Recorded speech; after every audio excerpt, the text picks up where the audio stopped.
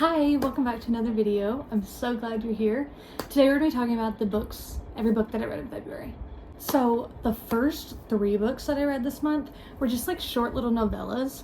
Apparently Kindle Unlimited partnered with really famous, really popular romance authors, and all those authors wrote little novellas, like little Valentine's Day novellas, because I was really in the Valentine's Day mood. I love Valentine's Day, it's my favorite holiday, so I was like, I need Valentine's Day books. And so I read Worst Wingman Ever, With Any Luck, and Drop Cover and Hold On. Oh, and The Exception to the Rule. I read all 4 of those. I think there was 6 total, so there's 2. I was too short, I don't really know. They were really cute. I'm not going to get into each individual one because they're so short that the synopsis, when you read it, it makes sense. They're straight to the point. All of them are from the girl's point of view. Cute little insta love. I recommend them, but honestly, I would lean towards reading them around Valentine's Day because they all revolve around Valentine's Day.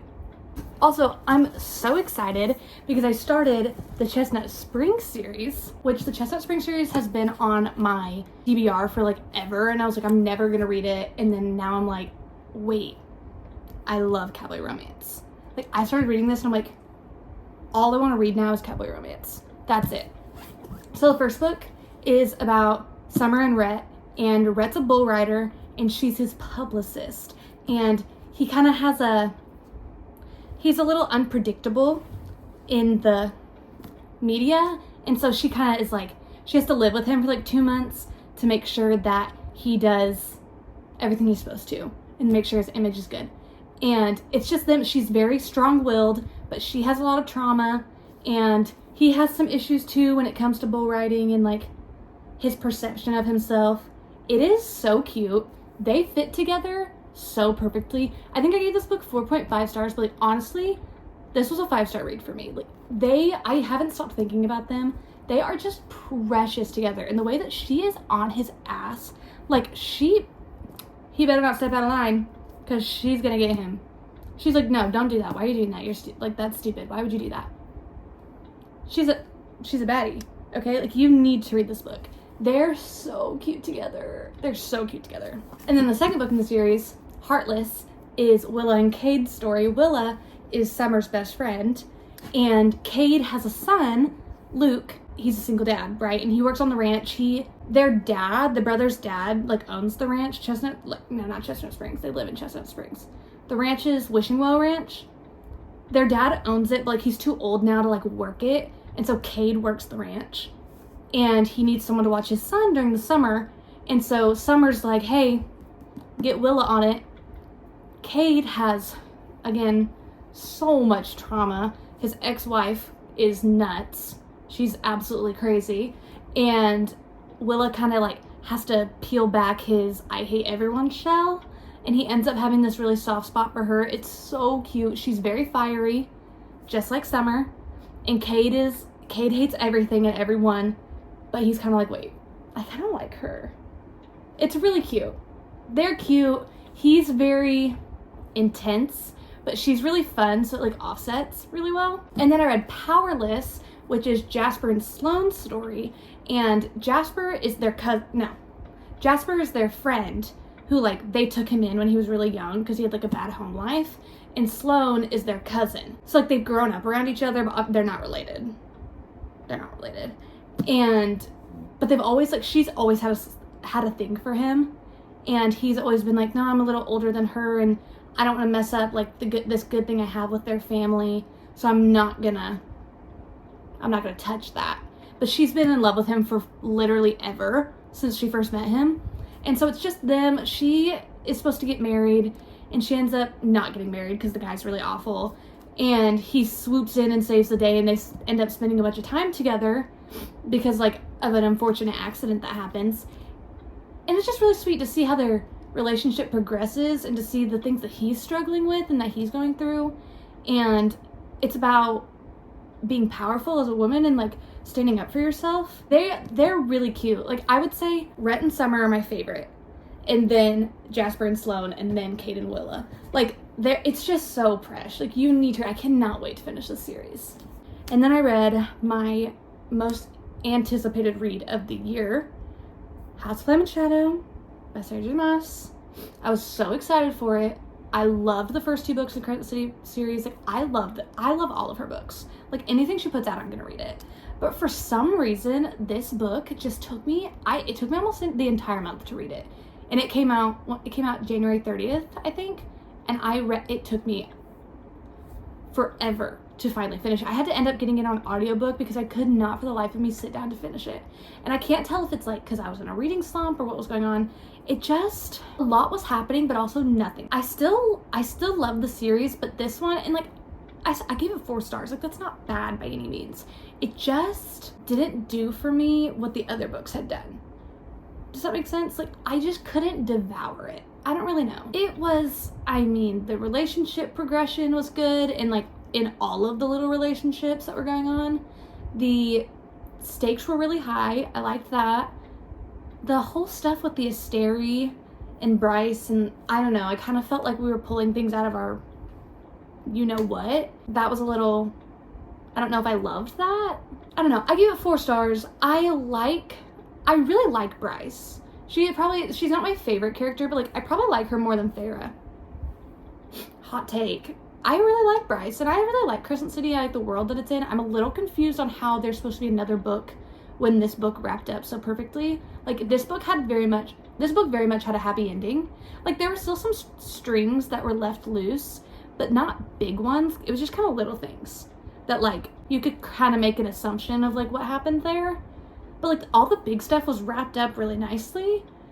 So I don't really know what the 4th book's gonna be about. Maybe it'll just be a novella. Kind of like A Court of Frost and Starlight for ACOTAR. I'm not 100% sure. I liked this book. It just was not my favorite of the series. And then I read Icebreaker and Wildfire in the Maple Hills series. Let me tell you, I put off reading Icebreaker for the longest time because I was like, no, I'm not gonna like that. Like, I just know I'm not gonna like that. Why did I love it? I gave it 5 stars.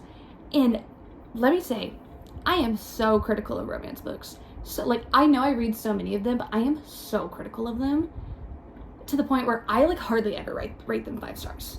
Icebreaker was done so perfectly for me, and I have to say, it probably was because I listened to it on audio, and I listened to both these books on audio.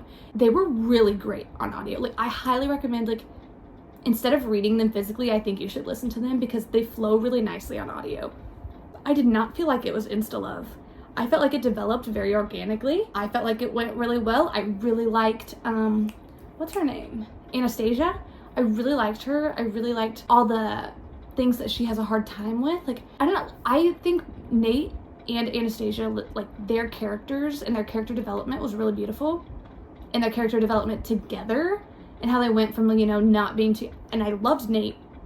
Like, the blueprint for Golden Retriever boyfriend. That's all I'm gonna say. He is the blueprint. He's an angel. I love him. And I loved her. Like, I think maybe I liked it a little bit more because I could relate to her so much.